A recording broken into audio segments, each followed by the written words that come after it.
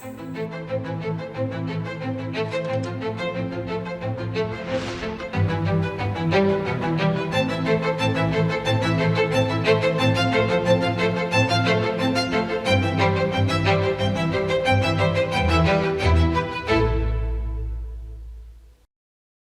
ಪ್ರೀತಿಯ ದೇಶವಾಸಿಗಳೇ, ಎಲ್ಲರಿಗೂ ನಮಸ್ಕಾರ. ಮನ್ ಕಿ ಬಾತ್ ಕಾರ್ಯಕ್ರಮಕ್ಕೆ ನಿಮಗೆ ಮತ್ತೊಮ್ಮೆ ಹೃತ್ಪೂರ್ವಕ ಸ್ವಾಗತ, ಅಭಿನಂದನೆಗಳು. ಇನ್ನು ಕೆಲವೇ ದಿನಗಳಲ್ಲಿ ನಾವು 2026ರ ವರ್ಷಕ್ಕೆ ಕಾಲಿಡಲಿದ್ದೇವೆ. ಮತ್ತು ಇಂದು ನಾನು ನಿಮ್ಮೊಂದಿಗೆ ಮಾತನಾಡುತ್ತಿರುವಾಗ ನನ್ನ ಮನಸ್ಸಿನಲ್ಲಿ ಇಡೀ ಒಂದು ವರ್ಷದ ನೆನಪುಗಳು ನನ್ನ ಮನಸ್ಸಿನಲ್ಲಿ ಸುಳಿದಾಡುತ್ತಿವೆ. ದೇಶವನ್ನು ಒಗ್ಗೂಡಿಸಿದಂತಹ ಅನೇಕ ಚಿತ್ರಗಳು, ಅನೇಕ ಚರ್ಚೆಗಳು, ಅನೇಕ ಸಾಧನೆಗಳು 2025 ನಮಗೆ ಪ್ರತಿಯೊಬ್ಬ ಭಾರತೀಯನೂ ಹೆಮ್ಮೆ ಪಡುವಂತಹ ಅನೇಕ ಅದ್ಭುತ ಕ್ಷಣಗಳನ್ನು ನೀಡಿದೆ.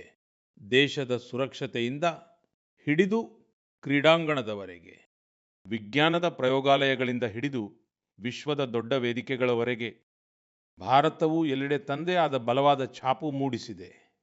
ಈ ವರ್ಷ ನಡೆದ ಆಪರೇಷನ್ ಸಿಂಧೂರ್ ಪ್ರತಿಯೊಬ್ಬ ಭಾರತೀಯನಿಗೆ ಹೆಮ್ಮೆಯ ಸಂಕೇತವಾಯಿತು. ಇಡೀ ಜಗತ್ತು ಅತ್ತ ಸ್ಪಷ್ಟವಾಗಿ ನೋಡಿದೆ. ಇಂದಿನ ಭಾರತವು ತನ್ನ ಸುರಕ್ಷತೆಯ ವಿಷಯದಲ್ಲಿ ಯಾವುದೇ ರಾಜಿ ಮಾಡಿಕೊಳ್ಳುವುದಿಲ್ಲ. ಆಪರೇಷನ್ ಸಿಂಧೂರ್ ಸಮಯದಲ್ಲಿ ದೇಶದ ಮೂಲೆ ಮೂಲೆಯಿಂದಲೂ ಭಾರತ ಮಾತೆಯ ಬಗ್ಗೆ ಪ್ರೀತಿ ಮತ್ತು ಸಮರ್ಪಣೆಯ ಅದ್ಭುತ ಚಿತ್ರಗಳು ಹೊರಬಂದವು. ತಮ್ಮದೇ ಆದ ರೀತಿಯಲ್ಲಿ ತಮ್ಮ ಭಾವನೆಗಳನ್ನು ವ್ಯಕ್ತಪಡಿಸಿದರು. ಸ್ನೇಹಿತರೆ, ಇದೇ ರೀತಿಯ ಉತ್ಸಾಹವು ಆಗಲೂ ಕಂಡುಬಂದಿತ್ತು. ಯಾವಾಗ ವಂದೇ ಮಾತರಂಗೆ 105 ವರ್ಷಗಳು ಪೂರ್ಣಗೊಂಡವೋ, ನಾನು ನಿಮ್ಮಲ್ಲಿ #ವಂದೇ ಮಾತರಂ 150 ಜೊತೆಗೆ ನಿಮ್ಮ ಸಂದೇಶ ಮತ್ತು ಸಲಹೆಗಳನ್ನು ಕಳುಹಿಸುವಂತೆ ಕೋರಿದ್ದೆ. ದೇಶವಾಸಿಗಳು ಈ ಅಭಿಯಾನದಲ್ಲಿ ಅತ್ಯಂತ ಉತ್ಸಾಹದಿಂದ ಭಾಗವಹಿಸಿದರು. ಸ್ನೇಹಿತರೆ, 2025 ಕ್ರೀಡೆಯ ದೃಷ್ಟಿಯಿಂದಲೂ ಒಂದು ಸ್ಮರಣೀಯ ವರ್ಷವಾಗಿತ್ತು. ನಮ್ಮ ಪುರುಷರ ಕ್ರಿಕೆಟ್ ತಂಡವು ಐಸಿಸಿ ಚಾಂಪಿಯನ್ಸ್ ಟ್ರೋಫಿ ಗೆದ್ದಿತು. ಮಹಿಳಾ ಕ್ರಿಕೆಟ್ ತಂಡವು ಮೊದಲ ಬಾರಿಗೆ ವಿಶ್ವಕಪ್ ಅನ್ನು ತನ್ನದಾಗಿಸಿಕೊಂಡಿತು. ಭಾರತದ ಹೆಣ್ಣುಮಕ್ಕಳು ವಿಮೆನ್ಸ್ ಬ್ಲೈಂಡ್ 22 ವಿಶ್ವಕಪ್ ಗೆಲ್ಲು ಮೂಲಕ ಇತಿಹಾಸವನ್ನು ಸೃಷ್ಟಿಸಿದರು. ಏಷ್ಯಾ ಕಪ್ T20 ಯಲ್ಲೂ ಕೂಡ ತ್ರಿವರ್ಣ ಧ್ವಜ ಹಾರಾಡಿತು. ವಿಶ್ವ ಚಾಂಪಿಯನ್ಶಿಪ್ ನಲ್ಲಿ ಪ್ಯಾರಾ ಅಥ್ಲೀಟ್ಗಳು ಅನೇಕ ಪದಕಗಳನ್ನು ಗೆದ್ದರು. ಯಾವುದೇ ಅಡೆತಡೆಯೂ ಅವರ ಧೈರ್ಯವನ್ನು ತಡೆಯಲು ಸಾಧ್ಯವಿಲ್ಲ ಎಂದು ಅವರು ಸಾಬೀತುಪಡಿಸಿದರು. ವಿಜ್ಞಾನ ಮತ್ತು ಬಾಹ್ಯಾಕಾಶ ಕ್ಷೇತ್ರದಲ್ಲಿಯೂ ಭಾರತವು ದೊಡ್ಡ ಜಿಗಿತವನ್ನು ಸಾಧಿಸಿದೆ. ಶುಭಾಂಶು ಶುಕ್ಲಾ ಅವರು ಇಂಟರ್ನ್ಯಾಷನಲ್ ಸ್ಪೇಸ್ ಸ್ಟೇಷನ್ ತಲುಪುವಲ್ಲಿ ಮೊದಲ ಭಾರತೀಯರಾದರು.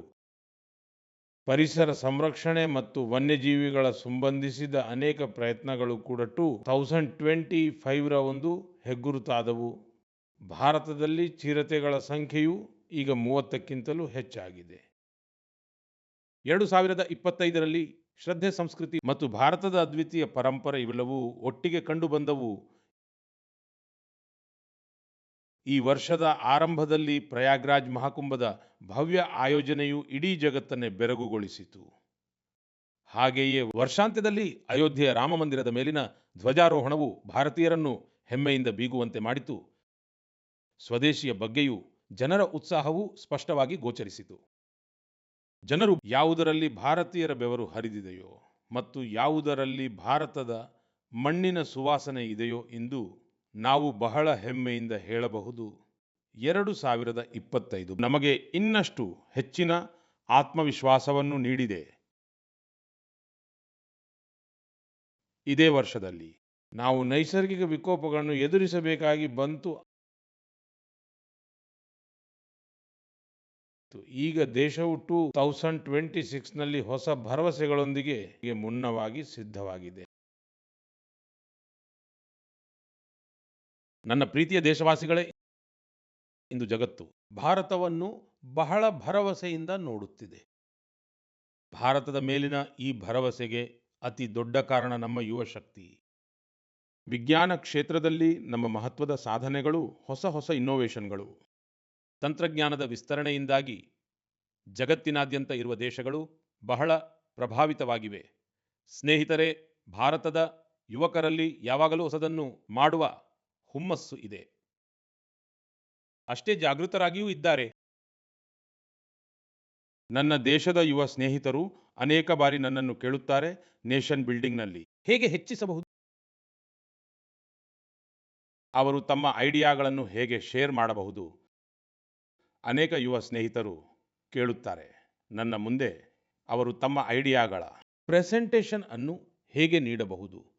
ನಮ್ಮ ಯುವ ಸ್ನೇಹಿತರ ಈ ಕುತೂಹಲಕ್ಕೆ ಒಂದು ಸಮಾಧಾನವಿದೆ. Viksit Bharat young leaders dialogue. ಕಳೆದ ವರ್ಷ ಇದರ ಮೊದಲ ಆವೃತ್ತಿ ನಡೆದಿತ್ತು.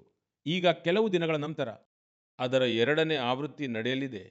ಮುಂದಿನ ತಿಂಗಳ 12ನೇ ತಾರೀಖಿನಂದು ಸ್ವಾಮಿ ವಿವೇಕಾನಂದ ಅವರ ಜಯಂತಿಯ ಸಂದರ್ಭದಲ್ಲಿ ರಾಷ್ಟ್ರೀಯ ಯುವ ದಿನವನ್ನು ಸಹ ಆಚರಿಸಲಾಗುವುದು. ಇದೇ ವಿಶೇಷ ದಿನದಂದು ಯಂಗ್ ಲೀಡರ್ಸ್ ಡೈಲಾಗ್ ಅನ್ನು ಕೂಡ ಆಯೋಜಿಸಲಾಗುವುದು ಮತ್ತು ನಾನು ಕೂಡ ಇದರಲ್ಲಿ ಖಂಡಿತವಾಗಿಯೂ ಭಾಗವಹಿಸಲಿದ್ದೇನೆ. ಇದರಲ್ಲಿ ನಮ್ಮ ದೇಶದ ಯುವಕರು ಇನ್ನೋವೇಷನ್, ಫಿಟ್ನೆಸ್, ಸ್ಟಾರ್ಟ್ಅಪ್ ಮತ್ತು ಅಗ್ರಿಕಲ್ಚರ್ ನಂತಹ ಮಹತ್ವಪೂರ್ಣ ವಿಷಯಗಳ ಬಗ್ಗೆ ತಮ್ಮ ಐಡಿಯಾಗಳನ್ನು ಹಂಚಿಕೊಳ್ಳಲಿದ್ದಾರೆ. ನಾನು ಈ ಕಾರ್ಯಕ್ರಮದ ಬಗ್ಗೆ ಬಹಳ ಉತ್ಸುಕನಾಗಿದ್ದೇನೆ. ಸ್ನೇಹಿತರೆ, ನನಗೆ ಇದನ್ನು ನೋಡಿ ಸಂತೋಷವಾಯಿತು. ಏಕೆಂದರೆ ಈ ಕಾರ್ಯಕ್ರಮದಲ್ಲಿ ನಮ್ಮ ಯುವಕರ ಭಾಗವಹಿಸುವಿಕೆ ಹೆಚ್ಚಾಗುತ್ತಿದೆ. ಕೆಲವು ದಿನಗಳ ಹಿಂದೆಯಷ್ಟೇ ಇದಕ್ಕೆ ಸಂಬಂಧಿಸಿದ ಒಂದು ಕ್ವಿಜ್ ಕಾಂಪಿಟಿಷನ್ ನಡೆಯಿತು.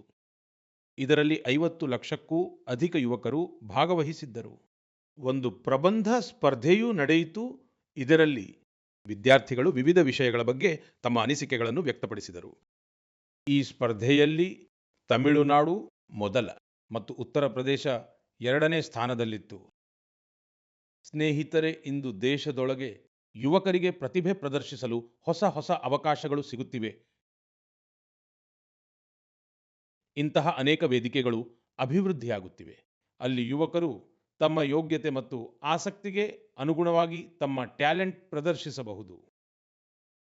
ಅಂತಹದ್ದೇ ಒಂದು ಅದ್ಭುತ ಪ್ಲಾಟ್ಫಾರ್ಮ್ ಸ್ಮಾರ್ಟ್ ಇಂಡಿಯಾ ಹ್ಯಾಕಥಾನ್. ಐಡಿಯಾಗಳು ಆಕ್ಷನ್ ಆಗಿ ಬದಲಾಗುವ ಮತ್ತೊಂದು ಮಾಧ್ಯಮವಾಗಿದೆ. ಸ್ನೇಹಿತರೆ, ಸ್ಮಾರ್ಟ್ ಇಂಡಿಯಾ ಹ್ಯಾಕಥಾನ್ 2025ರ ಸಮಾಪನವು ಇದೇ ತಿಂಗಳು ಯಶಸ್ವಿಯಾಗಿ ನಡೆದಿದೆ.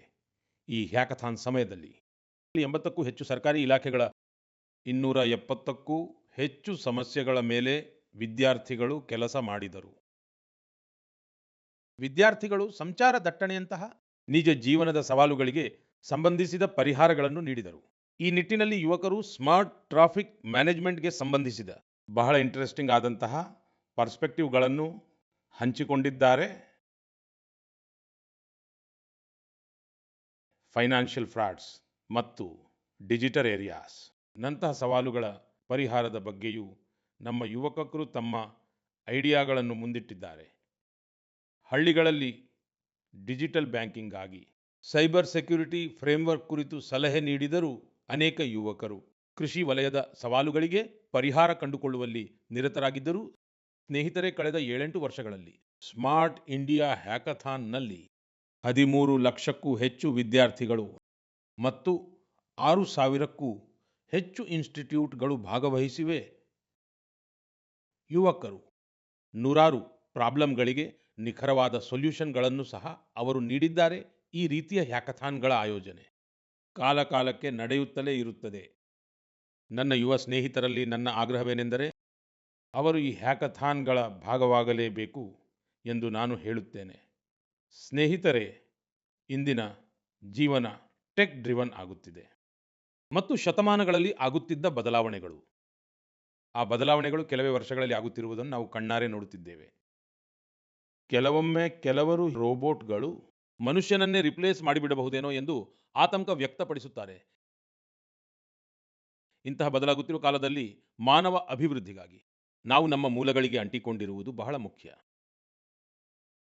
ನಮ್ಮ ಮುಂದಿನ ಪೀಳಿಗೆ ತನ್ನ ಸಂಸ್ಕೃತಿಯ ಬೇರುಗಳನ್ನು ಹೊಸ ಆಲೋಚನೆಗಳೊಂದಿಗೆ, ಹೊಸ ವಿಧಾನಗಳೊಂದಿಗೆ ಚೆನ್ನಾಗಿ ಹಿಡಿದುಕೊಳ್ಳುತ್ತಿರುವುದನ್ನು ನೋಡಿ ನನಗೆ ಬಹಳ ಸಂತೋಷವಾಗುತ್ತದೆ.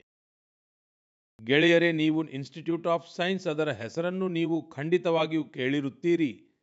ಸಂಶೋಧನೆ ಮತ್ತು ನಾವೀನ್ಯತೆ ಈ ಸಂಸ್ಥೆಯ ಒಂದು ಮುಖ್ಯ ಗುರುತಾಗಿದೆ. ಕೆಲವು ವರ್ಷಗಳ ಹಿಂದೆ ಅಲ್ಲಿನ ಕೆಲವು ವಿದ್ಯಾರ್ಥಿಗಳು ಅಧ್ಯಯನ ಮತ್ತು ಸಂಶೋಧನೆಯ ನಡುವೆ ಸಂಗೀತಕ್ಕೂ ಜಾಗವಿರಬೇಕು ಎಂದು ಭಾವಿಸಿದರು. ಇಲ್ಲಿಂದಲೇ ಒಂದು ಸಣ್ಣ ಸಂಗೀತ ತರಗತಿ ಪ್ರಾರಂಭವಾಯಿತು. ದೊಡ್ಡ ವೇದಿಕೆಯೂ ಇರಲಿಲ್ಲ, ದೊಡ್ಡ ಬಜೆಟ್ ಕೂಡ ಇರಲಿಲ್ಲ. ನಿಧಾನವಾಗಿ ಈ ಉಪಕ್ರಮವು ಬೆಳೆಯುತ್ತಾ ಹೋಯಿತು ಮತ್ತು ಇಂದು ನಾವು ಇದನ್ನು ಗೀತಾಂಜಲಿ IISC ಎಂಬ ಹೆಸರಿನಿಂದ ಕರೆಯುತ್ತೇವೆ. ಇದು ಈಗ ಕೇವಲ ಒಂದು ತರಗತಿಯಲ್ಲ, ಕ್ಯಾಂಪಸ್ನ ಸಾಂಸ್ಕೃತಿಕ ಕೇಂದ್ರವಾಗಿದೆ. ಇಲ್ಲಿ ಹಿಂದೂಸ್ತಾನಿ ಶಾಸ್ತ್ರೀಯ ಸಂಗೀತವಿದೆ, ಜನಪದ ಸಂಪ್ರದಾಯಗಳಿವೆ, ಶಾಸ್ತ್ರೀಯ ಪ್ರಕಾರಗಳಿವೆ. ವಿದ್ಯಾರ್ಥಿಗಳು ಇಲ್ಲಿ ಒಟ್ಟಿಗೆ ಕುಳಿತು ಅಭ್ಯಾಸ ಮಾಡುತ್ತಾರೆ. ಪ್ರೊಫೆಸರ್ಗಳು ಜೊತೆಗೂಡುತ್ತಾರೆ, ಅವರ ಕುಟುಂಬದವರು ಸೇರುತ್ತಾರೆ. ಇಂದು 200ಕ್ಕೂ ಹೆಚ್ಚು ಜನರು ಇದರೊಂದಿಗೆ ಸಂಪರ್ಕ ಹೊಂದಿದ್ದಾರೆ. ಮತ್ತು ವಿಶೇಷವೆಂದರೆ ವಿದೇಶಕ್ಕೆ ಹೋದವರು ಕೂಡ ಆನ್ಲೈನ್ನಲ್ಲಿ ಸಂಪರ್ಕ ಹೊಂದುವ ಮೂಲಕ ಈ ಗುಂಪಿನೊಂದಿಗೆ ಸಂಬಂಧವನ್ನು ಉಳಿಸಿಕೊಂಡಿದ್ದಾರೆ. ಸ್ನೇಹಿತರೆ, ತಮ್ಮ ಬೇರುಗಳೊಂದಿಗೆ ಸಂಪರ್ಕದಲ್ಲಿರಲು ಮಾಡುವ ಪ್ರಯತ್ನಗಳು ಕೇವಲ ಭಾರತಕ್ಕೆ ಸೀಮಿತವಾಗಿಲ್ಲ. ವಿಶ್ವದ ವಿವಿಧ ಮೂಲೆಗಳಲ್ಲಿ ನೆಲೆಸಿರುವ ಭಾರತೀಯರು ಕೂಡ ತಮ್ಮ ಪಾತ್ರವನ್ನು ನಿರ್ವಹಿಸುತ್ತಿದ್ದಾರೆ. ನಮ್ಮನ್ನು ದೇಶದಿಂದ ಹೊರಗೆ ಕರೆದೊಯ್ಯುವ ಇನ್ನೂ ಒಂದು ಉತ್ತಮ ಉದಾಹರಣೆಯೆಂದರೆ ದುಬೈಯಲ್ಲಿ ವಾಸಿಸುವ ಕನ್ನಡಿಗ ಕುಟುಂಬಗಳು. ನಮ್ಮ ಮಕ್ಕಳು ಟೆಕ್ ವರ್ಲ್ಡ್ನಲ್ಲಿ ಮುಂದೆ ಸಾಗುತ್ತಿದ್ದಾರೆ. ಆದರೆ ಅವರು ತಮ್ಮ ಭಾಷೆಯಿಂದ ದೂರವಾಗುತ್ತಿದ್ದಾರೆಯೇ? ಇಲ್ಲಿಂದಲೇ ಕನ್ನಡ ಪಾಠಶಾಲೆ ಎಂಬ ಒಂದು ಅದ್ಭುತ ಪ್ರಯತ್ನವು ಜನ್ಮ ತಾಳಿತು. ಇಲ್ಲಿ ಮಕ್ಕಳಿಗೆ ಕನ್ನಡವನ್ನು ಓದಲು, ಬರೆಯಲು ಮತ್ತು ಮಾತನಾಡಲು ಕಲಿಸಲಾಗುತ್ತದೆ. ಇಂದು ಇದರಿಂದ 1,000ಕ್ಕೂ ಹೆಚ್ಚು ಮಕ್ಕಳು ಸಂಪರ್ಕ ಹೊಂದಿದ್ದಾರೆ. ನಿಜಕ್ಕೂ ಕನ್ನಡ ನಾಡು ನುಡಿ ನಮ್ಮ ಹೆಮ್ಮೆ. ಮತ್ತು ಕನ್ನಡದ ಭೂಮಿ ಮತ್ತು ನಮ್ಮ ಸುಂದರ ಭಾಷೆ ನಮ್ಮ ಹೆಮ್ಮೆ. ಗೆಳೆಯರೇ, ಮನಸ್ಸಿದ್ದರೆ ಮಾರ್ಗ ಎಂಬ ಒಂದು ಹಳೆಯ ಮಾತಿದೆ. ಈ ಮಾತನ್ನು ಮಣಿಪುರದ ಯುವಕನೊಬ್ಬ ಮತ್ತೆ ಸಾಬೀತುಪಡಿಸಿದ್ದಾನೆ. ಅವರೇ ಮೊಯಿರಾಂಗ್ಥೆಮ್ ಸೇಠ್ ಜಿ ಅವರು. ಅವರ ವಯಸ್ಸು 40 ವರ್ಷಕ್ಕಿಂತ ಕಡಿಮೆ. ಶ್ರೀಮಾನ್ ಮೊಯಿರಾಂಗ್ಥೆಮ್ ಜಿ ಅವರು ವಾಸಿಸುತ್ತಿದ್ದ ದೂರದ ಪ್ರದೇಶದಲ್ಲಿ ವಿದ್ಯುತ್ ಶಕ್ತಿಯ ದೊಡ್ಡ ಸಮಸ್ಯೆ ಇತ್ತು. ಈ ಸವಾಲನ್ನು ಎದುರಿಸಲು ಅವರು ಸ್ಥಳೀಯ ಪರಿಹಾರಕ್ಕೆ ಒತ್ತು ನೀಡಿದರು ಮತ್ತು ಅವರಿಗೆ ಈ ಪರಿಹಾರವು ಸೋಲಾರ್ ಪವರ್ನಲ್ಲಿ ದೊರೆಯಿತು. ನಮ್ಮ ಮಣಿಪುರದಲ್ಲಿ ಹೇಗೂ ಸೌರಶಕ್ತಿ ಉತ್ಪಾದಿಸುವುದು ಸುಲಭ. ಆದ್ದರಿಂದ ಮೊಯಿರಾಂಗ್ಥೆಮ್ ಜಿ ಅವರು ಸೋಲಾರ್ ಪ್ಯಾನೆಲ್ಗಳನ್ನು ಅಳವಡಿಸುವ ಅಭಿಯಾನವನ್ನು ಪ್ರಾರಂಭಿಸಿದರು ಮತ್ತು ಈ ಅಭಿಯಾನದಿಂದಾಗಿ ಇಂದು ಅವರ ಪ್ರದೇಶದ ನೂರಾರು ಮನೆಗಳಿಗೆ ಸೋಲಾರ್ ಪವರ್ ಸುಲಭವಾಗಿ ತಲುಪಿದೆ. ವಿಶೇಷವಾದ ಸಂಗತಿ ಏನೆಂದರೆ ಅವರು ಸೋಲಾರ್ ಪವರನ್ನು ಹೆಲ್ತ್ ಕೇರ್ ಮತ್ತು ಜೀವನೋಪಾಯವನ್ನು ಸುಧಾರಿಸಲು ಬಳಸಿಕೊಂಡಿದ್ದಾರೆ. ಇಂದು ಅವರ ಪ್ರಯತ್ನಗಳಿಂದ ಮಣಿಪುರದ ಅನೇಕ ಹೆಲ್ತ್ ಸೆಂಟರ್ಗಳಿಗೂ ಸೋಲಾರ್ ಪವರ್ ಲಭ್ಯವಾಗುತ್ತಿದೆ. ಅವರ ಈ ಕೆಲಸದಿಂದ ಮಣಿಪುರದ ನಾರಿಶಕ್ತಿಗೂ ಬಹಳಷ್ಟು ಲಾಭವಾಗಿದೆ. ಸ್ಥಳೀಯ ಮೀನುಗಾರರು ಮತ್ತು ಕಲಾವಿದರಿಗೂ ಇದರಿಂದ ಸಹಾಯವಾಗಿದೆ. ಸ್ನೇಹಿತರೆ, ಇಂದು ಸರ್ಕಾರ PM ಸೂರ್ಯಘರ್ ಉಚಿತ ವಿದ್ಯುತ್ ಯೋಜನೆಯಡಿ ಪ್ರತಿಯೊಬ್ಬ ಫಲಾನುಭವಿ ಕುಟುಂಬಕ್ಕೆ ಸೋಲಾರ್ ಪ್ಯಾನೆಲ್ ಅಳವಡಿಸಲು ಸುಮಾರು 75ರಿಂದ 80 ಸಾವಿರ ರೂಪಾಯಿಗಳನ್ನು ನೀಡುತ್ತಿದೆ. ಮೊಯಿರಾಂಗ್ಥೆಮ್ ಜಿ ಅವರ ಈ ಮಹತ್ತರ ಪ್ರಯತ್ನಗಳು ವೈಯಕ್ತಿಕ ಪ್ರಯತ್ನಗಳಾಗಿದ್ದರೂ ಸೋಲಾರ್ ಪವರ್ಗೆ ಸಂಬಂಧಿಸಿದ ಪ್ರತಿಯೊಂದು ಅಭಿಯಾನಕ್ಕೂ ಒಂದು ಹೊಸ ವೇಗವನ್ನು ನೀಡುತ್ತಿವೆ. ನಾನು ಮನ್ ಕಿ ಬಾತ್ ಮೂಲಕ ಅವರಿಗೆ ನನ್ನ ಶುಭಾಶಯಗಳನ್ನು ತಿಳಿಸುತ್ತೇನೆ. ನನ್ನ ಪ್ರೀತಿಯ ದೇಶವಾಸಿಗಳೇ, ಬನ್ನಿ ಈಗ ನಾವು ಜಮ್ಮು ಮತ್ತು ಕಾಶ್ಮೀರದ ಕಡೆಗೆ ಹೋಗೋಣ. ಜಮ್ಮು ಮತ್ತು ಕಾಶ್ಮೀರದ ಸಾಂಸ್ಕೃತಿಕ ಮತ್ತು ಐತಿಹಾಸಿಕ ಪರಂಪರೆಯ ಒಂದು ಕಥೆಯನ್ನು ಹಂಚಿಕೊಳ್ಳಲು ಬಯಸುತ್ತೇನೆ. ಅದು ನಿಮ್ಮಲ್ಲಿ ಹೆಮ್ಮೆಯನ್ನು ತುಂಬುತ್ತದೆ. ಜಮ್ಮು ಮತ್ತು ಕಾಶ್ಮೀರದ ಬಾರಾಮುಲ್ಲಾದಲ್ಲಿ ಜೆಹನ್ಪೋರಾ ಎಂಬ ಒಂದು ಸ್ಥಳವಿದೆ. ಅಲ್ಲಿನ ಜನರು ವರ್ಷಗಳಿಂದ ಕೆಲವು ಎತ್ತರದ ದಿಬ್ಬಗಳನ್ನು ನೋಡುತ್ತಿದ್ದರು. ಅವು ಸಾಮಾನ್ಯ ದಿಬ್ಬಗಳಾಗಿದ್ದವು. ಅವುಗಳೇನು ಎಂಬುದು ಯಾರಿಗೂ ತಿಳಿದಿರಲಿಲ್ಲ. ನಂತರ ಒಂದು ದಿನ ಆರ್ಕಿಯಾಲಜಿಸ್ಟ್ಗಳ ದೃಷ್ಟಿ ಅವುಗಳ ಮೇಲೆ ಬಿತ್ತು. ಅವರು ಈ ಪ್ರದೇಶವನ್ನು ಗಮನವಿಟ್ಟು ನೋಡಲು ಪ್ರಾರಂಭಿಸಿದಾಗ ಈ ದಿಬ್ಬಗಳು ವಿಭಿನ್ನವಾಗಿ ಕಂಡವು. ಇದರ ನಂತರ ಈ ದಿಬ್ಬಗಳ ವೈಜ್ಞಾನಿಕ ಅಧ್ಯಯನವನ್ನು ಪ್ರಾರಂಭಿಸಲಾಯಿತು. ಡ್ರೋನ್ ಮೂಲಕ ಮೇಲಿನಿಂದ ಚಿತ್ರಗಳನ್ನು ತೆಗೆಯಲಾಯಿತು, ನೆಲದ ಮ್ಯಾಪಿಂಗ್ ಮಾಡಲಾಯಿತು ಮತ್ತು ನಂತರ ಕೆಲವು ಆಶ್ಚರ್ಯಕರ ವಿಷಯಗಳು ಬೆಳಕಿಗೆ ಬರಲಾರಂಭಿಸಿದವು. ಈ ದಿಬ್ಬಗಳು ನೈಸರ್ಗಿಕವಲ್ಲ ಎಂದು ತಿಳಿಯಿತು. ಇದನ್ನು ಮನುಷ್ಯರು ನಿರ್ಮಿಸಿದ್ದರು. ಇದು ಯಾವುದೋ ದೊಡ್ಡ ಕಟ್ಟಡದ ಅವಶೇಷವಾಗಿತ್ತು. ಇದೇ ಸಮಯದಲ್ಲಿ ಮತ್ತೊಂದು ಕುತೂಹಲಕಾರಿ ಕೊಂಡಿ ಸೇರಿಕೊಂಡಿತು. ಕಾಶ್ಮೀರದಿಂದ ಸಾವಿರಾರು ಕಿಲೋಮೀಟರ್ ದೂರದಲ್ಲಿರುವ ಫ್ರಾನ್ಸ್ನ ಒಂದು ಮ್ಯೂಸಿಯಂನ ಆರ್ಕೈವ್ಸ್ನಲ್ಲಿ ಒಂದು ಹಳೆಯ ಮಸುಕಾದ ಚಿತ್ರ ಸಿಕ್ಕಿತು. ಬಾರಾಮುಲ್ಲಾದ ಆ ಚಿತ್ರದಲ್ಲಿ 3 ಬೌದ್ಧ ಸ್ತೂಪಗಳು ಕಾಣುತ್ತಿದ್ದವು. ಇಲ್ಲಿಂದಲೇ ಕಾಲವು ತಿರುವು ಪಡೆದುಕೊಂಡಿತು ಮತ್ತು ಕಾಶ್ಮೀರದ ಒಂದು ಗೌರವಾನ್ವಿತ ಗತಕಾಲ ನಮ್ಮ ಮುಂದೆ ಅನಾವರಣಗೊಂಡಿತು. ಇದು ಸುಮಾರು 2000 ವರ್ಷಗಳಷ್ಟು ಹಳೆಯ ಇತಿಹಾಸವಾಗಿದೆ. ಇದು ಕಾಶ್ಮೀರದ ಜೆಹನ್ಪೋರಾದ ಬೌದ್ಧ ಸಂಕೀರ್ಣವಾಗಿದೆ. ಇದು ಕಾಶ್ಮೀರದ ಗತಕಾಲ ಹೇಗಿತ್ತು, ಅದರ ಅಸ್ಮಿತೆ ಎಷ್ಟು ಸಮೃದ್ಧವಾಗಿತ್ತು ಎಂಬುದನ್ನು ನಮಗೆ ನೆನಪಿಸುತ್ತದೆ. ನನ್ನ ಪ್ರೀತಿಯ ದೇಶವಾಸಿಗಳೇ, ಈಗ ನಾನು ನಿಮ್ಮೊಂದಿಗೆ ಭಾರತದಿಂದ ಸಾವಿರಾರು ಕಿಲೋಮೀಟರ್ ದೂರದಲ್ಲಿರುವ ಹೃದಯಸ್ಪರ್ಶಿಯಾದ ಒಂದು ಪ್ರಯತ್ನದ ಬಗ್ಗೆ ಮಾತನಾಡಲು ಬಯಸುತ್ತೇನೆ. ಫಿಜಿಯಲ್ಲಿ ಭಾರತೀಯ ಭಾಷೆ ಮತ್ತು ಸಂಸ್ಕೃತಿಯ ಪ್ರಸಾರಕ್ಕಾಗಿ ಶ್ಲಾಘನೀಯ ಪ್ರಯತ್ನ ನಡೆಯುತ್ತಿದೆ. ಅಲ್ಲಿನ ಹೊಸ ಪೀಳಿಗೆಯನ್ನು ತಮಿಳು ಭಾಷೆಯೊಂದಿಗೆ ಜೋಡಿಸಲು ಅನೇಕ ಹಂತಗಳಲ್ಲಿ ನಿರಂತರ ಪ್ರಯತ್ನಗಳನ್ನು ಮಾಡಲಾಗುತ್ತಿದೆ. ಕಳೆದ ತಿಂಗಳು ಫಿಜಿಯ ರಾಕಿ ಪ್ರದೇಶದಲ್ಲಿ ಅಲ್ಲಿನ ಒಂದು ಶಾಲೆಯಲ್ಲಿ ಮೊದಲ ಬಾರಿಗೆ ತಮಿಳು ದಿನವನ್ನು ಆಚರಿಸಲಾಯಿತು. ಆ ದಿನ ಮಕ್ಕಳಿಗೆ ಒಂದು ವೇದಿಕೆ ಸಿಕ್ಕಿತು. ಅಲ್ಲಿ ಅವರು ತಮ್ಮ ಭಾಷೆಯ ಬಗ್ಗೆ ಮುಕ್ತ ಮನಸ್ಸಿನಿಂದ ಹೆಮ್ಮೆಯನ್ನು ವ್ಯಕ್ತಪಡಿಸಿದರು. ಮಕ್ಕಳು ತಮಿಳಿನಲ್ಲಿ ಕವಿತೆಗಳನ್ನು ವಾಚಿಸಿದರು, ಭಾಷಣ ಮಾಡಿದರು ಮತ್ತು ತಮ್ಮ ಸಂಸ್ಕೃತಿಯನ್ನು ಸಂಪೂರ್ಣ ಆತ್ಮವಿಶ್ವಾಸದಿಂದ ವೇದಿಕೆಯಲ್ಲಿ ಪ್ರದರ್ಶಿಸಿದರು. ಸ್ನೇಹಿತರೆ, ದೇಶದೊಳಗೂ ತಮಿಳು ಭಾಷೆಯ ಪ್ರಚಾರಕ್ಕಾಗಿ ನಿರಂತರವಾಗಿ ಕೆಲಸ ನಡೆಯುತ್ತಿದೆ. ಕೆಲವು ದಿನಗಳ ಹಿಂದೆಯಷ್ಟೇ ನನ್ನ ಸಂಸದೀಯ ಕ್ಷೇತ್ರ ಕಾಶಿಯಲ್ಲಿ 4ನೇ ಕಾಶಿ ತಮಿಳು ಸಂಗಮಂ ನಡೆಯಿತು. ಈಗ ನಾನು ನಿಮಗೆ ಒಂದು ಆಡಿಯೋ ಕ್ಲಿಪ್ ಅನ್ನು ಕೇಳಿಸಲಿದ್ದೇನೆ. ನೀವು ಕೇಳಿ ಮತ್ತು ನೀವೊಮ್ಮೆ ಊಹಿಸಿ ನೋಡಿ, ತಮಿಳು ಮಾತನಾಡಲು ಪ್ರಯತ್ನಿಸುತ್ತಿರುವ ಈ ಮಕ್ಕಳು ಎಲ್ಲಿಯವರು ಇರಬಹುದು ಎಂದು. வணக்கம். பாரத் அரசாங்கத்தால் ஒரே பாரதம் உன்னத பாரதம் நடத்தப்பட்ட காசி தமிழ் சங்கமம் 4 தமிழ் கற்போம். ನಾನು ரொம்ப ಕಾರ್ಕೆ ಉದಾಹರಣಕ್ಕೆ ಏನು ತಮಿಳಿಲ್ ಇಂಟ್ರೊಡಕ್ಷನ್ ಕಾಸಿಯೋಡು ಭೂಮಿಲ್ ನಾನು ಪಾಯಲ್ ಪಟೇಲ್ அரசு குயின்ஸ் ಇಂಟರ್ ಕಾಲೇಜ್ ಕಿ ಮಾನವಿ ಅನೇವರಕ್ಕೂ ಏನು ವಣಕ್ಕಂ. ಸ್ನೇಹಿತರೆ, ನಿಮಗೆ ತಿಳಿದು ಆಶ್ಚರ್ಯವಾಗಬಹುದು, ತಮಿಳು ಭಾಷೆಯಲ್ಲಿ ಇಷ್ಟು ಸಹಜವಾಗಿ ತಮ್ಮ ಮಾತನ್ನು ಮಂಡಿಸುತ್ತಿರುವ ಈ ಮಕ್ಕಳು ಕಾಶಿಯವರು, ವಾರಾಣಸಿಯವರು. ಇವರ ಮಾತೃಭಾಷೆ ಹಿಂದಿ, ಆದರೆ ತಮಿಳು ಭಾಷೆಯ ಮೇಲಿನ ಪ್ರೀತಿ ಇವರನ್ನು ತಮಿಳು ಕಲಿಯಲು ಪ್ರೇರೇಪಿಸಿದೆ. ಈ ವರ್ಷ ವಾರಾಣಸಿಯಲ್ಲಿ ಕಾಶಿ ತಮಿಳು ಸಂಗಮಂ ಸಂದರ್ಭದಲ್ಲಿ ತಮಿಳು ಕಲಿಯುವುದರ ಮೇಲೆ ವಿಶೇಷ ಒತ್ತು ನೀಡಲಾಗಿತ್ತು. ಲರ್ನ್ ತಮಿಳ್, ತಮಿಳ್ ಕರ್ಕಲಂ.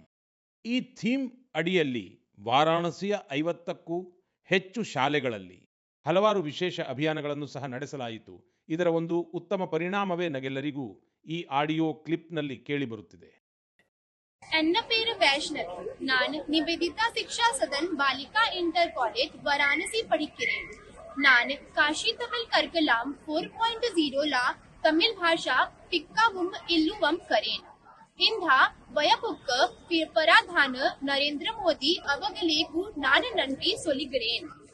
ಸ್ನೇಹಿತರೆ, ತಮಿಳು ಭಾಷೆ ಜಗತ್ತಿನ ಅತ್ಯಂತ ಪ್ರಾಚೀನ ಭಾಷೆಯಾಗಿದೆ. ತಮಿಳು ಸಾಹಿತ್ಯವೂ ಅತ್ಯಂತ ಸಮೃದ್ಧವಾಗಿದೆ. ನಾನು ಮನ್ ಕಿ ಬಾತ್ನಲ್ಲಿ ಕಾಶಿ ತಮಿಳು ಸಂಗಮಂನಲ್ಲಿ ಭಾಗವಹಿಸುವಂತೆ ಆಗ್ರಹಿಸಿದ್ದೆ.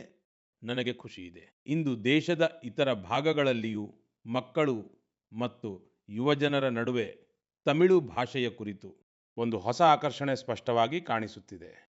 ಇದೇ ಭಾರತದ ಏಕತೆ, ನಮ್ಮ ಭಾಷೆಯ ಶಕ್ತಿ ಇದೆ. ಸ್ನೇಹಿತರೆ, ಮುಂದಿನ ತಿಂಗಳು ನಾವು ದೇಶದ ಗಣರಾಜ್ಯೋತ್ಸವವನ್ನು ಆಚರಿಸಲಿದ್ದೇವೆ. ಯಾವಾಗಲೆಲ್ಲ ಇಂತಹ ಸಂದರ್ಭಗಳು ಬರುತ್ತವೆ, ಆಗ ನಮ್ಮ ಮನಸ್ಸು ಸ್ವಾತಂತ್ರ್ಯ ಹೋರಾಟಗಾರರು ಮತ್ತು ಸಂವಿಧಾನ ನಿರ್ಮಾಪಕರ ಬಗ್ಗೆ ಕೃತಜ್ಞತಾ ಭಾವದಿಂದ ತುಂಬಿ ತುಳುಕುತ್ತದೆ. ನಮ್ಮ ದೇಶವು ಸ್ವಾತಂತ್ರ್ಯ ಪಡೆಯಲು ದೀರ್ಘಕಾಲ ಹೋರಾಟ ಮಾಡಿದೆ. ಸ್ವಾತಂತ್ರ್ಯ ಚಳುವಳಿಯಲ್ಲಿ ದೇಶದ ಪ್ರತಿಯೊಂದು ಭಾಗದ ಜನರು ತಮ್ಮ ಕೊಡುಗೆಯನ್ನು ನೀಡಿದ್ದಾರೆ. ಆದರೆ ಬಹಳ ದುರದೃಷ್ಟವಶಾತ್ ಸ್ವಾತಂತ್ರ್ಯದ ಅನೇಕ ನಾಯಕಿಯರಿಗೆ ಸಿಗಬೇಕಾದಂತಹ ಗೌರವವು ಸಿಗಲಿಲ್ಲ. ಅಂತಹ ಒಬ್ಬ ಸ್ವಾತಂತ್ರ್ಯ ಹೋರಾಟಗಾರ್ತಿ ಒಡಿಶಾದ ಪಾರ್ವತಿ ಗಿರಿಜಿ. ಜನವರಿ 2026ರಲ್ಲಿ ಅವರ ಜನ್ಮಶತಮಾನೋತ್ಸವವನ್ನು ಆಚರಿಸಲಾಗುತ್ತದೆ. ಅವರು 16 ವರ್ಷ ವಯಸ್ಸಿನಲ್ಲಿ ಭಾರತ ಬಿಟ್ಟು ತೊಲಗಿ ಚಳುವಳಿಯಲ್ಲಿ ಭಾಗವಹಿಸಿದ್ದರು. ಸ್ನೇಹಿತರೆ, ಸ್ವಾತಂತ್ರ್ಯ ಚಳುವಳಿಯ ನಂತರ ಪಾರ್ವತಿ ಗಿರಿಜಿ ಅವರು ತಮ್ಮ ಜೀವನವನ್ನು ಸಮಾಜ ಸೇವೆ ಮತ್ತು ಬುಡಕಟ್ಟು ಕಲ್ಯಾಣಕ್ಕೆ ಸಮರ್ಪಿಸಿದ್ದರು. ಅವರು ಅನೇಕ ಅನಾಥಾಶ್ರಮಗಳನ್ನು ಕೂಡ ಸ್ಥಾಪನೆ ಮಾಡಿದರು. ಅವರ ಸ್ಫೂರ್ತಿದಾಯಕವಾದ ಜೀವನವು ಪ್ರತಿಯೊಂದು ಪೀಳಿಗೆಗೂ ಮಾರ್ಗದರ್ಶನ ನೀಡುತ್ತಲೇ ಇರುತ್ತದೆ. હું પાર્વતી ગિરિજીକୁ શ્રદ્ધાંજલિ અર્પણ કરું છું. ಸ್ನೇಹಿತರೆ, ಇದು ನಮ್ಮ ಜವಾಬ್ದಾರಿಯಾಗಿದೆ. ನಾವು ನಮ್ಮ ಪರಂಪರೆಯನ್ನು ಮರೆಯಬಾರದು. ನಾವು ಸ್ವಾತಂತ್ರ್ಯ ತಂದುಕೊಟ್ಟ ನಾಯಕಿಯರ ಮಹಾನ್ ಗಾಥೆಯನ್ನು ಮುಂದಿನ ಪೀಳಿಗೆಗೆ ತಲುಪಿಸಬೇಕು. ನಿಮಗೆ ನೆನಪಿರಬಹುದು, ನಮ್ಮ ಸ್ವಾತಂತ್ರ್ಯಕ್ಕೆ 75 ವರ್ಷಗಳು ಪೂರ್ಣಗೊಂಡಾಗ ಸರ್ಕಾರವು ಒಂದು ವಿಶೇಷ ವೆಬ್ಸೈಟ್ ಅನ್ನು ಸಿದ್ಧಪಡಿಸಿತ್ತು. ಇದರಲ್ಲಿ ಒಂದು ವಿಭಾಗವನ್ನು ಅನ್ಸಂಗ್ ಹೀರೋಸ್ಗೆ ಸಮರ್ಪಿಸಲಾಗಿತ್ತು. ಇಂದಿಗೂ ನೀವು ಈ ವೆಬ್ಸೈಟ್ಗೆ ಭೇಟಿ ನೀಡಿ ದೇಶಕ್ಕೆ ಸ್ವಾತಂತ್ರ್ಯ ತಂದುಕೊಡುವಲ್ಲಿ ಮಹತ್ವದ ಪಾತ್ರ ವಹಿಸಿದ ಆ ಮಹಾನ್ ವ್ಯಕ್ತಿಗಳ ಬಗ್ಗೆ ತಿಳಿದುಕೊಳ್ಳಬಹುದು. ನನ್ನ ಪ್ರೀತಿಯ ದೇಶವಾಸಿಗಳೇ, ಮನ್ ಕಿ ಬಾತ್ ಮೂಲಕ ನಮಗೆ ಸಮಾಜದ ಒಳಿತಿಗೆ ಸಂಬಂಧಿಸಿದ ಮಹತ್ವದ ವಿಷಯಗಳ ಬಗ್ಗೆ ಚರ್ಚಿಸಲು ಒಂದು ಉತ್ತಮ ಅವಕಾಶ ಸಿಗುತ್ತದೆ. ಇಂದು ನಾನು ಅಂತಹ ಒಂದು ವಿಷಯದ ಬಗ್ಗೆ ಮಾತನಾಡಲು ಬಯಸುತ್ತೇನೆ. ಇದು ನಿಜಕ್ಕೂ ನಮ್ಮೆಲ್ಲರಿಗೂ ಒಂದು ಚಿಂತೆಯ ವಿಷಯವಾಗಿದೆ. ICMR ಅಂದರೆ Indian council of medical research ಇತ್ತೀಚೆಗೆ ಒಂದು ಪ್ರಮುಖ ವರದಿಯನ್ನು ಬಿಡುಗಡೆ ಮಾಡಿದೆ. ಇದರಲ್ಲಿ ನ್ಯುಮೋನಿಯಾ ಮತ್ತು UTIನಂತಹ ಅನೇಕ ರೀತಿಯ ರೋಗಗಳ ವಿರುದ್ಧ ಆಂಟಿಬಯೋಟಿಕ್ ಔಷಧಿಗಳು ಈಗ ದುರ್ಬಲವೆಂದು ಸಾಬೀತಾಗುತ್ತಿವೆ. ಇದು ನಮ್ಮೆಲ್ಲರಿಗೂ ಬಹಳ ಚಿಂತಾಜನಕವಾಗಿದೆ. ವರದಿಯ ಪ್ರಕಾರ ಇದಕ್ಕೆ ಒಂದು ದೊಡ್ಡ ಕಾರಣವೆಂದರೆ ಜನರು ಸ್ವಲ್ಪವೂ ಕೂಡ ಯೋಚನೆ ಮಾಡದೆ ಆಂಟಿಬಯೋಟಿಕ್ ಔಷಧಿಗಳನ್ನು ಸೇವಿಸುವುದಾಗಿದೆ. ಆಂಟಿಬಯೋಟಿಕ್ ಎನ್ನುವುದು ಹಾಗೆಯೇ ತೆಗೆದುಕೊಳ್ಳುವಂತಹ ಔಷಧಿಗಳಲ್ಲ. ಇವುಗಳ ಬಳಕೆಯನ್ನು ವೈದ್ಯರ ಸಲಹೆಯ ಮೇರೆಗೆ ಮಾತ್ರ ಮಾಡಬೇಕು. ಇತ್ತೀಚಿನ ದಿನಗಳಲ್ಲಿ ಕೇವಲ ಒಂದು ಮಾತ್ರೆ ತೆಗೆದುಕೊಂಡರೆ ಸಾಕು, ಎಲ್ಲ ನೋವುಗಳು ದೂರವಾಗುತ್ತವೆ ಎಂದು ಜನರು ನಂಬಲು ಪ್ರಾರಂಭಿಸಿದ್ದಾರೆ. ಇದೇ ಕಾರಣ ರೋಗಗಳು ಮತ್ತು ಸೋಂಕುಗಳು ಈ ಆಂಟಿಬಯೋಟಿಕ್ ಔಷಧಿಗಳನ್ನು ಮೀರಿಸುತ್ತಿವೆ. ನಾನು ನಿಮ್ಮೆಲ್ಲರಲ್ಲೂ ಆಗ್ರಹಿಸುತ್ತೇನೆ, ದಯವಿಟ್ಟು ನಿಮ್ಮ ಮನಸ್ಸಿಗೆ ಬಂದಂತೆ ಔಷಧಿಗಳನ್ನು ಬಳಸುವುದನ್ನು ತಪ್ಪಿಸಿ. ಆಂಟಿಬಯೋಟಿಕ್ ಔಷಧಿಗಳ ವಿಷಯದಲ್ಲಂತೂ ಈ ಒಂದು ವಿಷಯವನ್ನು ಗಮನದಲ್ಲಿಟ್ಟುಕೊಳ್ಳುವುದು ಬಹಳ ಮುಖ್ಯವಾದದ್ದು. ನಾನು ನಿಮಗೆ ಹೇಳುವುದೇನೆಂದರೆ, ಮೆಡಿಸಿನ್ಸ್ಗೆ ಸರಿಯಾದ ಗೈಡೆನ್ಸ್ ಮತ್ತು ಆಂಟಿಬಯೋಟಿಕ್ಸ್ಗೆ ವೈದ್ಯರ ಅವಶ್ಯಕತೆ ಇದೆ. ಈ ಅಭ್ಯಾಸವು ನಿಮ್ಮ ಆರೋಗ್ಯವನ್ನು ಸುಧಾರಿಸುವಲ್ಲಿ ಬಹಳ ಸಹಾಯಕವಾಗಲಿದೆ. ನನ್ನ ಪ್ರೀತಿಯ ದೇಶವಾಸಿಗಳೇ, ನಮ್ಮ ಸಾಂಪ್ರದಾಯಿಕ ಕಲೆಗಳು ಸಮಾಜವನ್ನು ಸಶಕ್ತಗೊಳಿಸುವುದರ ಜೊತೆಗೆ ಜನರ ಆರ್ಥಿಕ ಪ್ರಗತಿಗೂ ಒಂದು ದೊಡ್ಡ ಮಾಧ್ಯಮವಾಗುತ್ತಿವೆ. ಆಂಧ್ರ ಪ್ರದೇಶದ ನರಸಾಪುರಂ ಲೇಸ್ ಕ್ರಾಫ್ಟ್ ಬಗ್ಗೆ ಈಗ ದೇಶಾದ್ಯಂತ ಚರ್ಚೆ ಹೆಚ್ಚಾಗುತ್ತಿದೆ. ಈ ಲೇಸ್ ಕ್ರಾಫ್ಟ್ ಹಲವಾರು ತಲೆಮಾರುಗಳಿಂದಲೂ ಮಹಿಳೆಯರ ಕೈಯಲ್ಲಿಯೇ ಇದೆ. ಇದಕ್ಕೆ ಬಹಳಷ್ಟು ತಾಳ್ಮೆ ಮತ್ತು ಹೆಚ್ಚಿನ ಸೂಕ್ಷ್ಮತೆಯೊಂದಿಗೆ ನಮ್ಮ ದೇಶದ ನಾರಿಶಕ್ತಿಯು ಇದನ್ನು ಸಂರಕ್ಷಿಸಿದೆ. ಇಂದು ಈ ಒಂದು ಭವ್ಯ ಪರಂಪರೆಯನ್ನು ಹೊಸ ರೂಪದೊಂದಿಗೆ ಮುಂದುವರಿಸಿಕೊಂಡು ಹೋಗಲಾಗುತ್ತಿದೆ. ಆಂಧ್ರ ಪ್ರದೇಶ ಸರ್ಕಾರ ಮತ್ತು ನಬಾರ್ಡ್ ಸೇರಿ ಕುಶಲಕರ್ಮಿಗಳಿಗೆ ಹೊಸ ವಿನ್ಯಾಸಗಳನ್ನು ಕಲಿಸುತ್ತಿದ್ದಾರೆ, ಉತ್ತಮ ಸ್ಕಿಲ್ ಟ್ರೈನಿಂಗ್ ನೀಡುತ್ತಿದ್ದಾರೆ ಮತ್ತು ಹೊಸ ಮಾರುಕಟ್ಟೆಗೆ ಸಂಪರ್ಕ ಕಲ್ಪಿಸುತ್ತಿದ್ದಾರೆ. ನರಸಾಪುರಂ ಲೇಸ್ಗೆ GI ಟ್ಯಾಗ್ ಕೂಡ ಸಿಕ್ಕಿದೆ. ಇಂದು ಇದರಿಂದ 500ಕ್ಕೂ ಹೆಚ್ಚು ಉತ್ಪನ್ನಗಳು ತಯಾರಾಗುತ್ತಿವೆ ಮತ್ತು 250ಕ್ಕೂ ಹೆಚ್ಚು ಹಳ್ಳಿಗಳಲ್ಲಿ ಸರಿಸುಮಾರು 1 ಲಕ್ಷ ಮಹಿಳೆಯರಿಗೆ ಇದರಿಂದ ಕೆಲಸ ಸಿಗುತ್ತಿದೆ. ಸ್ನೇಹಿತರೆ, ಮನ್ ಕಿ ಬಾತ್ ಇಂತಹ ಜನರನ್ನು ಮುನ್ನೆಲೆಗೆ ತರುವ ವೇದಿಕೆಯೂ ಆಗಿದೆ.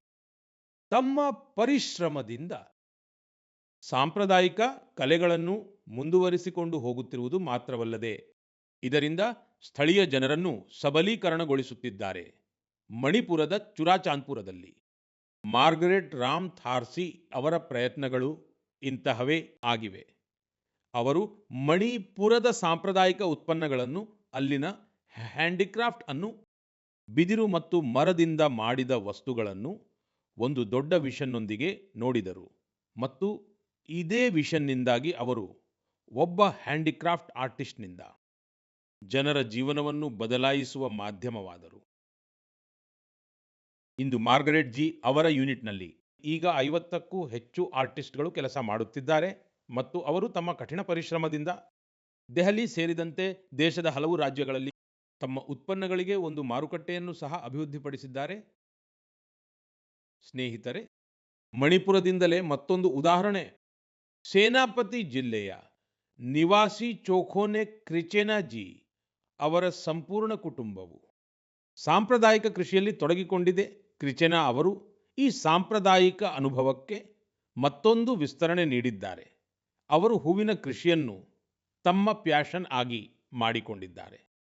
ಇಂದು ಅವರು ಈ ಕೆಲಸದ ಮೂಲಕ ವಿವಿಧ ಮಾರುಕಟ್ಟೆಗಳನ್ನು ಜೋಡಿಸುತ್ತಿದ್ದಾರೆ ಮತ್ತು ತಮ್ಮ ಪ್ರದೇಶದ ಸ್ಥಳೀಯ ಸಮುದಾಯಗಳನ್ನು ಸಹ ಎಂಪವರ್ ಮಾಡುತ್ತಿದ್ದಾರೆ.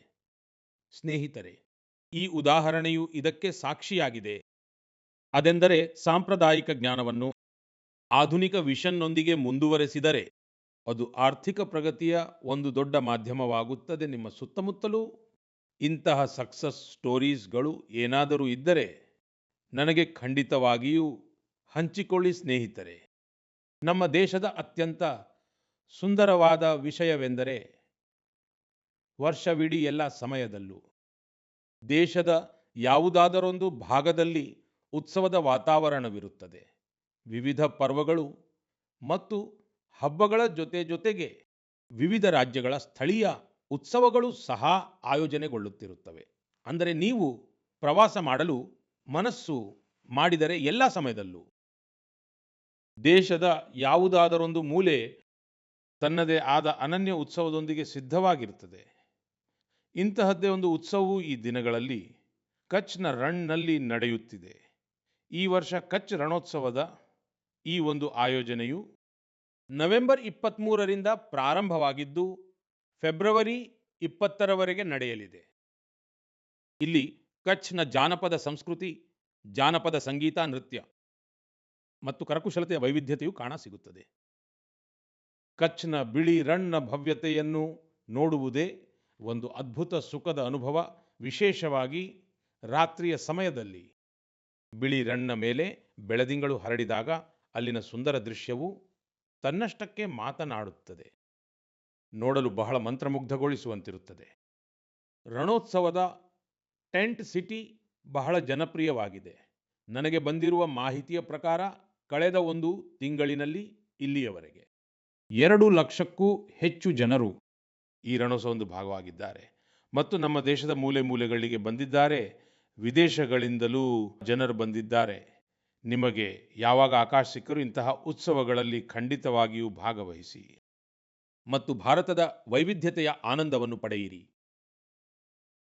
ಸ್ನೇಹಿತರೆ, ಇದು 2025ರ ಮನ್ ಕಿ ಬಾತ್ನ ಕೊನೆಯ ಎಪಿಸೋಡ್ ಆಗಿದೆ.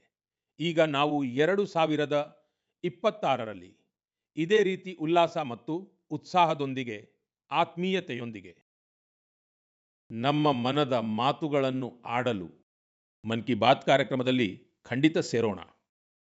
ಹೊಸ ವಿಷಯಗಳು ಮತ್ತು ಸ್ಫೂರ್ತಿಯನ್ನು ತುಂಬುವಂತಹ ದೇಶವಾಸಿಗಳ ಅಸಂಖ್ಯಾತ ಗಾಥೆಗಳು ಮನ್ ಕಿ ಬಾತ್ನಲ್ಲಿ ನಮ್ಮೆಲ್ಲರನ್ನೂ ಒಗ್ಗೂಡಿಸುತ್ತವೆ.